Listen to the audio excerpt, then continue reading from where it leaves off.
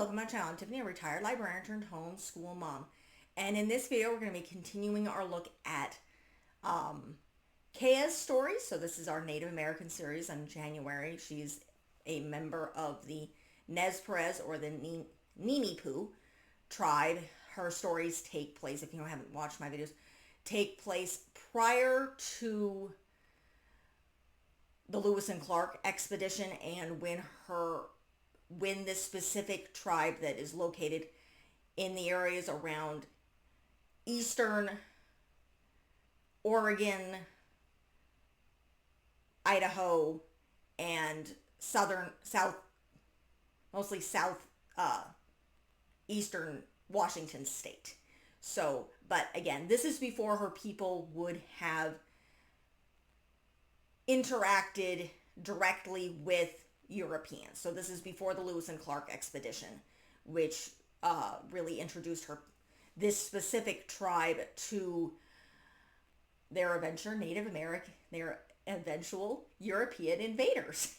So this happens before. Check out my video on the full 6-book series that goes into more of the research that went into this series, but we're going to be looking at her mysteries. So we have 2 mysteries in this story, and you do need to read them in order, otherwise you miss some things. So the first one is you can find these, you can buy them on Amazon in ebook form. I'm sure you can find them used in physical form. So this is The Silent Stranger.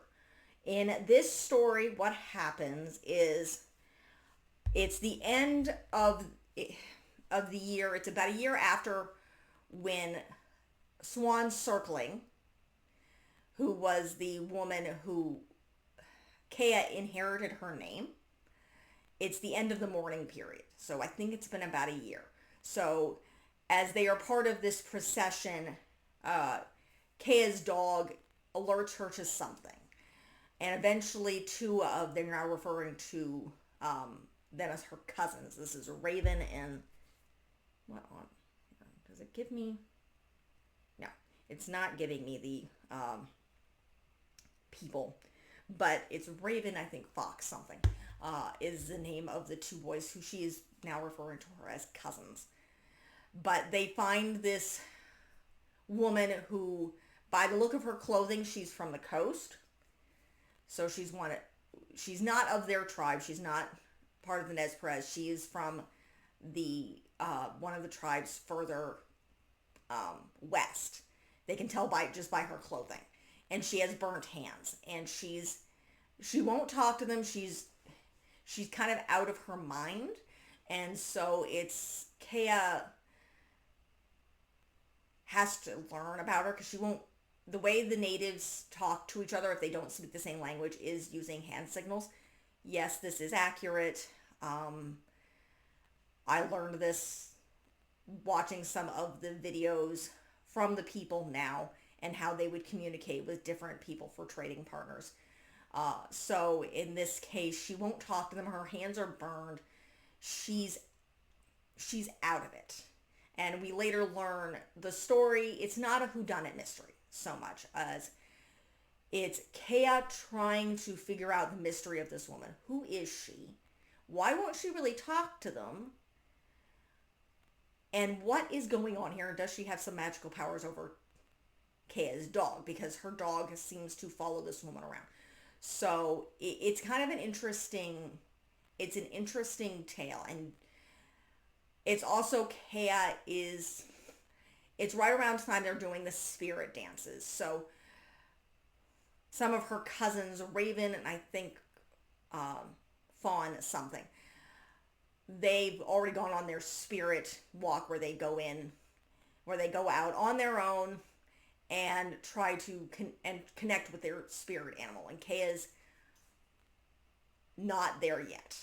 But by the end of the story, her grandmother says, I thought you were connected to your dog like a child, but no, it's time for you to start preparing for you to essentially become an adult. So, but that's kind of the time they start doing these dances, interacting with their spirit guides. And the night that they do this is later in the books because Kay has been kind of following her around. At one point in time, one of the sister of the, because she had two pups that stayed with her, and one of them is killed, the female, and Kaya's dog is following this woman around incessantly. And eventually she finds her with this small, tattered, slightly burnt doll. Because again, her hands were burnt, so that's one of the reasons she wouldn't talk to them. But even once she was healed, she still wasn't really talking to them all that much, at all. And Kaya's very confused. So the night of these dances, or whether or the morning after, because Kaya can't, obviously she's not an adult, so she's watching the children. And eventually in the morning, one of her cousins who was participating in the dance says, like, she was with us for a while, but then she wandered off. And we thought she went back into the tent, and now we don't know where she's at. So Kaya goes to try and find her. And eventually she does. She finds her in this shelter. And finally, this woman, I don't know whether I think they end up accidentally burning the doll. And the woman kind of snaps out of it. So she was essentially in shock. What had happened was a forest fire had hit. It had hit her teepee. She was there with her husband and her baby daughter. She was knocked unconscious. When she woke up, her husband was dead, and she could not find her child. And then she went into shock. So, and now she snapped out of it. Well, not too long after after the dog takes them back,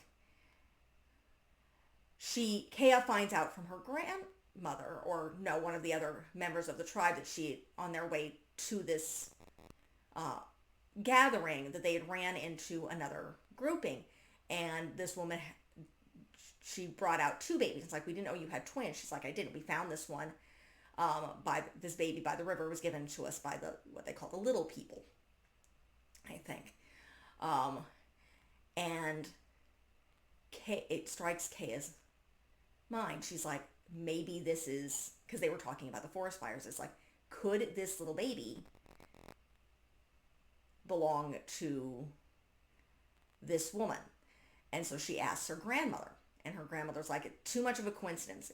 Go get on your horse and go catch up with them and bring them back, and let's see. So that's what she does, and then she brings this woman into there, and it is in fact her child. It is her baby. So she gets her baby back, and she's able to tell people what's going on. And that, not there long after, Kaya realizes that, one, this woman obviously has to go back to her own people, and so she's going to send her dog. It's like, you can keep him now. He will protect you. And that's when her grandmother realizes that she's become more of an adult. It's kind of a coming of age story for Kaya. So it's a mystery in the part that she's trying to figure out who this woman is and what happened to her. But it's also, again, it's still part of that continuous coming of age story where Kaya is growing up, which is very much obviously the theme of these books. It is a theme pretty much all American Girl doll books, because they're geared at 9 to 10-year-olds. Though Kaya's age is never mentioned. Her brothers are mentioned in one of the short stories that they're 5, but we're assuming that she's the right age. Her birthday is also never mentioned, and it's not in any of the work that I've been able to find. So that is the first of these short stories. And the woman's name is Hawk Rising. So, and it does, this also has a looking back. The short stories that I have previously done does not. So that's this one. And the next one is the Ghost Winged Stallion. So in this story, go back to this,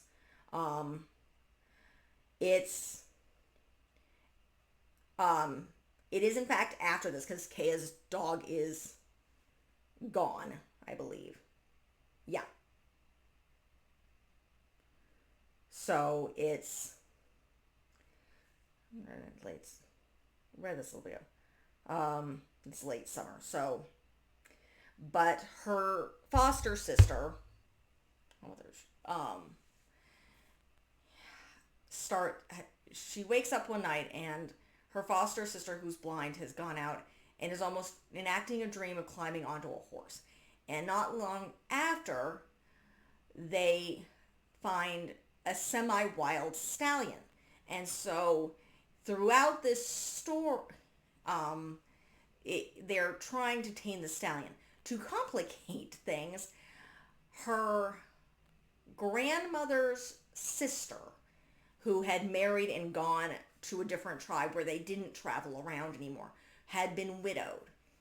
And she has decided to come back and join them. And she's actually extremely critical of Kea, which is not something Kea is used to. This woman is berating her for acting sometime by listening to her own her grandmother when her mother tells her to go off and play. When it's like, you worked hard today. Go see the horses. Go play with the other children for now.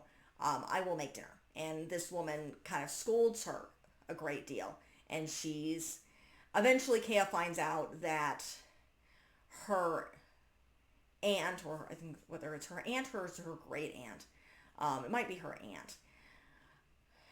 Her aunt's husband was very reckless, and how he died was they were hunting and he wasn't listening to others, and he accidentally got killed by an arrow of one of his own people because he was trying to get a shot into this rather large, I don't know whether it was a buffalo, I think it was a buck.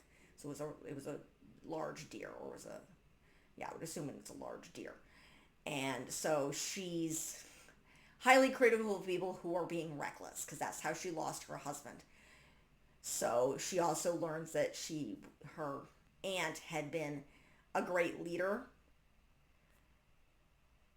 and a very important member of this tribe. So, but when she loses her husband, she becomes depressed, as it happens. I mean, this is Kea's, it's either her aunt or her great aunt, but this woman is a full-grown adult, obviously, and she's lost her life partner. So, and then she also blames Kea for her horse being possibly stolen by this stallion.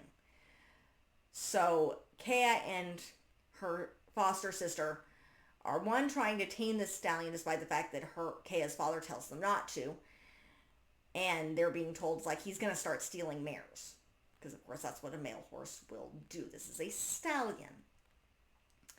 So I do not believe the Native Americans gilded their males, which means sterilizing them. So they are no longer stallions and no longer able to they're no longer able to breed. So, but they actually, at one point in time, this stallion leads them to the marshes, which are very, very dangerous unless you know what the heck you're doing. And that's where they find Kea's aunt's horse, who had run off.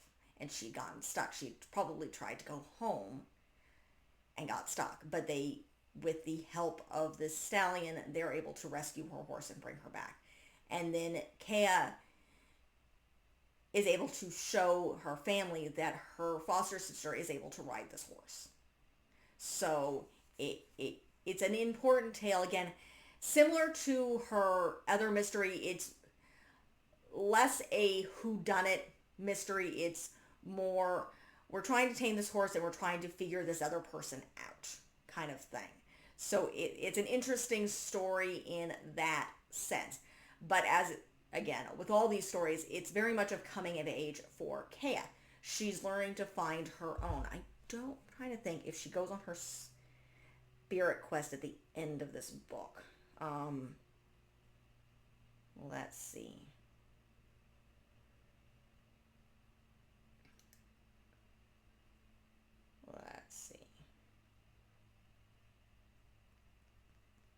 They bring them back. For some reason, they never mention it.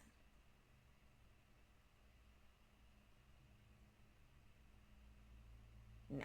It just kind of ends with her sister now having a horse who will listen to her, because the stallion really does not care. But her foster sister, who again is blind, but they know, but with this stallion, she has more freedom.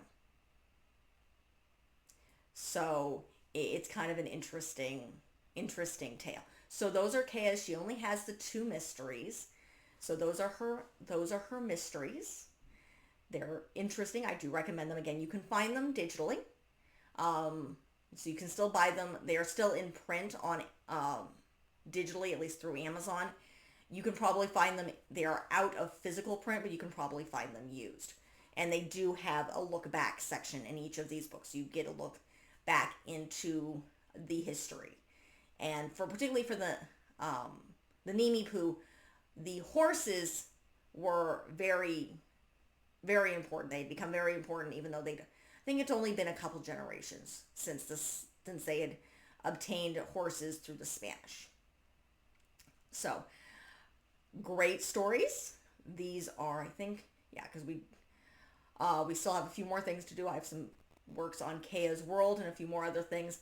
So the rest of January is, I think I have one more story covering Kaya's World for the actual books, and then we'll have a few more things going on through January for Kaya, and then we'll be moving on to the American Revolution with Felicity Merriman. So if you like what you see, be sure to like and subscribe. Check out the rest of the channel. I have a lot of videos, and we're going to be diving into American history this year, at least in 2026. I'm filming this on Boxing Day.